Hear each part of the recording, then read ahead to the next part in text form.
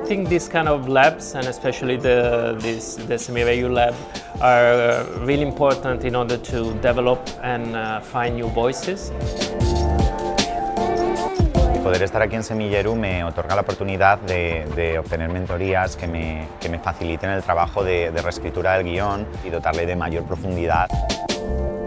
Para mí supone un paso enorme en mi carrera y sobre todo en mi formación. La organización es una maravilla, es una gente, yo no sé cómo lo llevan tan bien.